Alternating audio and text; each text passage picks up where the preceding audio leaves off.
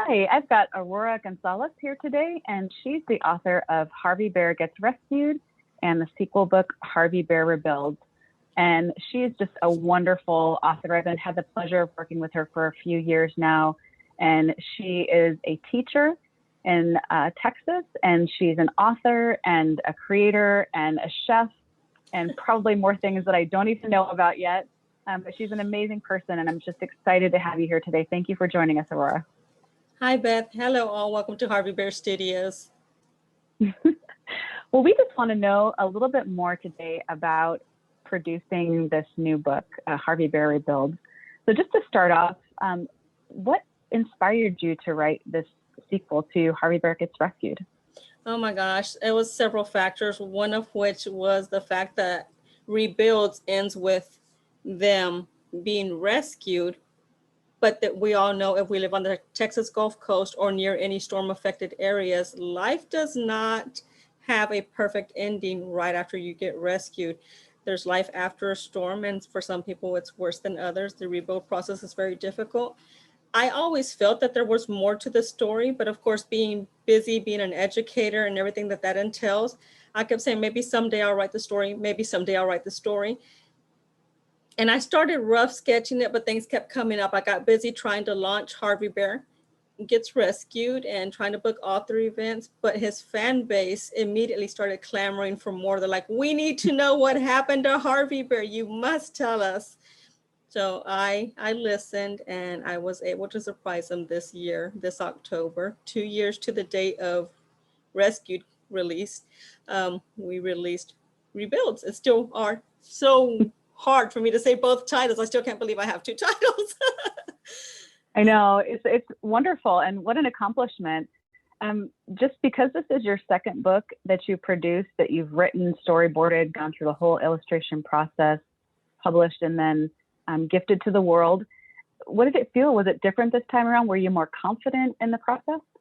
Yes and no. It's always nerve-wracking, especially because he had a fan base, and they had standards for the illustrations and had standards for his level of adventures and his interaction, his emotional creations, the emotions that he elicited in his readers. I'm like, can I do this again? Can it be worthy of being a sequel to Harvey Bear?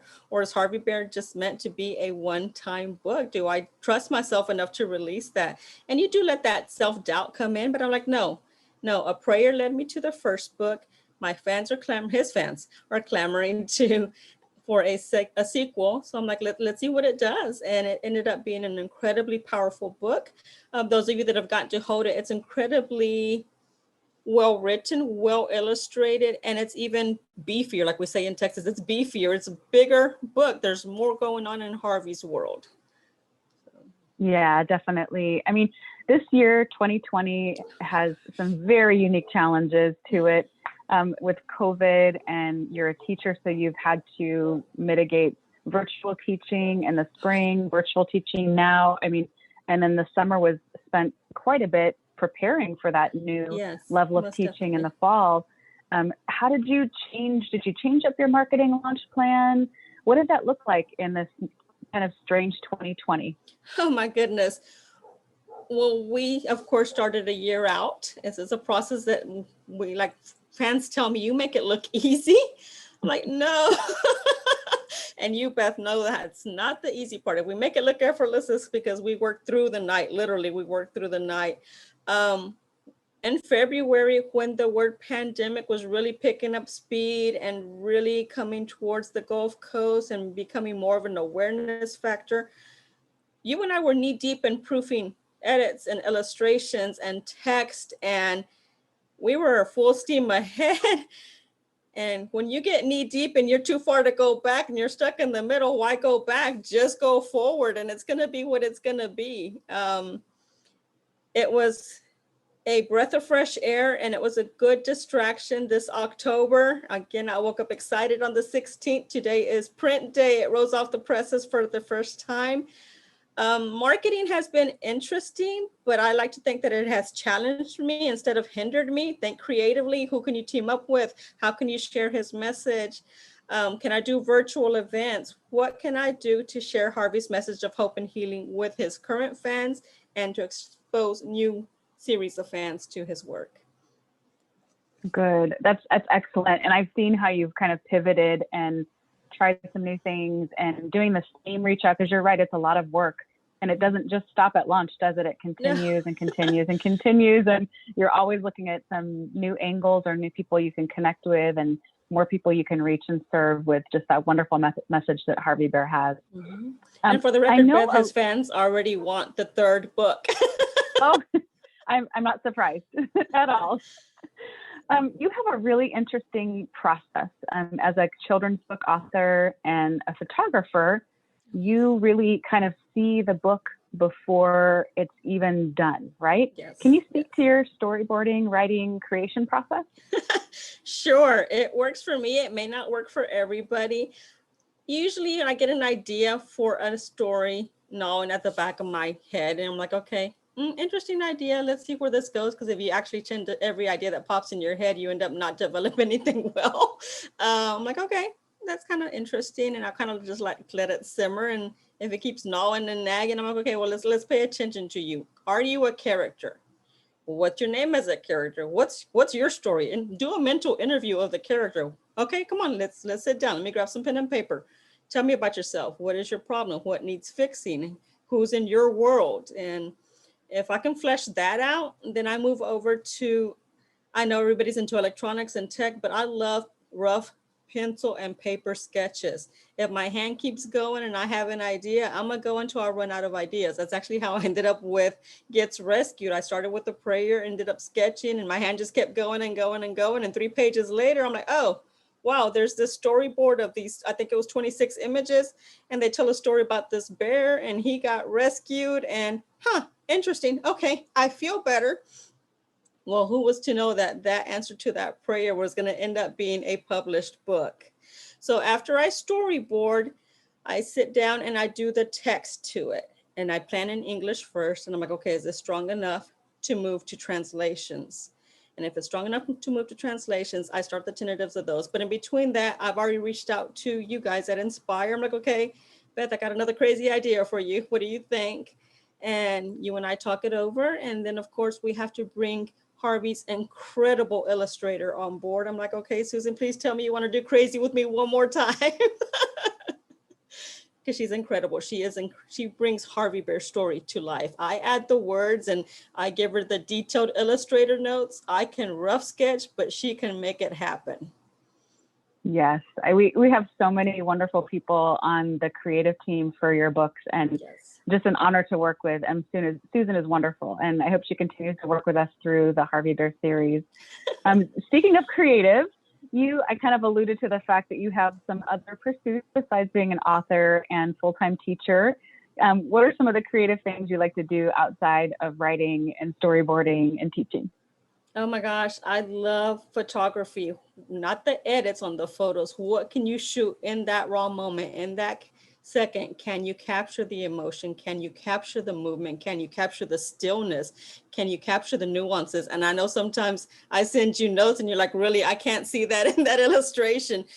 But it's the little nuances that really make that illustration pop. And so many people have said, oh my gosh, the fact that you thought of adding that to that just made it so much stronger. So I love to do that. I have a photographer's eye that I love to indulge every now and then. And I am a diehard cast iron cook. So anytime I can get into the kitchen for a good slice and dice session, it's on. Yes, I've seen some of the pictures and I can vouch for the fact that she's an incredible chef, and I cannot wait to see you in person someday to enjoy some of your cooking. I will personal chef for you any day. Thank you. You're a full-time elementary school teacher. How do you balance all that with the writing and the creating? Because it happens throughout the year. It's not like you can just be creative in the summertime. How do you balance all that? Oh my gosh. I grew up with a dad who didn't take excuses. So I do have to give him credit for that and probably call him later and said, Dad, you were right. He always told us there was 24 hours in the day. So he hated us telling him we didn't have time to get it done. And that was drilled into us. Schedule your time, wake up early, stay up late. You don't miss deadlines. It's a balance. Of course, you teach all day, pull tutorials, it's meetings, whatever you have. And then you come home and take care of home life. And once the house goes quiet again, I actually become a night owl. And I'm like, okay, what am I doing? What am I doing marketing wise? What am I doing Harvey Bear wise, publicity wise? I keep up with his Facebook page. Harvey Bear runs his own Facebook page, and I am his secretary for that. Harvey Bear loves fan mail, so I do respond to the little students and his fans that do message him. And but the writing process, if I find writing is a release for me. So if I'm trying to work through something, I always say I think on paper. So grab some paper and see what happens and go from there. Sometimes it's a story, sometimes it's a list, sometimes it's just randomness, but it does help recenter me. Oh, I love that. Just because you're a teacher and you're working with students quite a bit and you do presentations and events about writing and storyboarding, I know you've had some young authors approach you. What advice would you give other young aspiring authors out there about writing a book and publishing a book? Oh my gosh, first of all, believe in yourself. Start nurturing that idea. You have to champion your own ideas before anybody else believes in you. I know, being female, being Hispanic, I've heard no a lot of times in my life.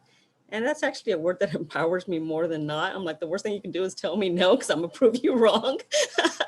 But if you want to write, don't let yourself be talked out of it. Write for the joy of writing, write for you. There's not a perfect published copy on the first draft. Trust me, I've done unboxing 3 times. I'm like, oh, this is awesome. Oh, look, how about we fix this in the same breath? So there's never such thing as a perfect polished copy. Believe in yourself, draft it, write it, rewrite it, polish it, but don't scrap it. Make it your work and be proud of it and work from there. That's really great advice, because as we know, just as people in this world, nothing is perfect on the first shot, and that perseverance and keeping at it is such a great advice for writers out there and illustrators. Well, I'm so excited to have had Harvey Bear Gets Rescued come out, and now Harvey Bear Rebuilds. Where do you think we'll see Harvey Bear on the horizon? Is there anything coming out? Where would you love to see him next?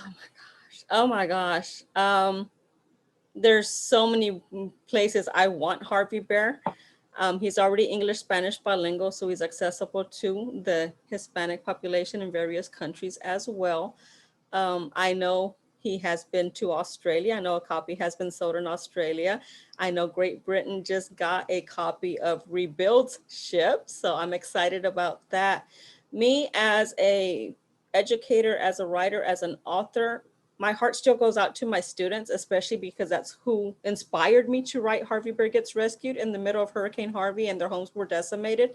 So my biggest dream is to have Harvey Bear books be part of go bags for relief agencies. When they pack up their gear to hit storm affected regions, have the kids hold something new for the first time, because most of them have lost everything that they currently own. So I would definitely love to see Harvey Bear be part of relief organization Go Kids. I would love to see that too, and we'll continue to work on that and get some outreach. All it takes is one contact that believes in the message as much as we do. So how do people find you? Where can they connect with you? You mentioned Facebook. What's the best way to do that? Facebook, he's at Harvey Bear Hug. And I love it. Everybody needs a bear hug, and it's a Harvey Bear Hug. And on the webpage, I am at harveybearauthor.com. Okay. He runs his Twitter, and his his handle is Harvey Bear Hugs with an S on it, so you get extra hugs. And he's tried to get into Instagram, but I'm juggling a lot right now. He does have an Insta. I need to look at that handle again. So, yes. For now, you can connect on Facebook. I know Harvey Bear is very active on Facebook, and he loves reader notes and posts and videos. So if you've read the book and purchased it, go write a note. It'll make Harvey Bear's day and his author, Aurora. And I just encourage you, if you haven't yet, go check out her book, Harvey Bear Gets Rescued, and Harvey Bear Rebuilds on Amazon.com. It's available now. Thank you, Aurora, for joining us today. I'm just so thrilled that we had a chance to talk, and hopefully there's some people out there that are inspired to write and publish their own children's books after today. Thank you, Beth. Bye-bye.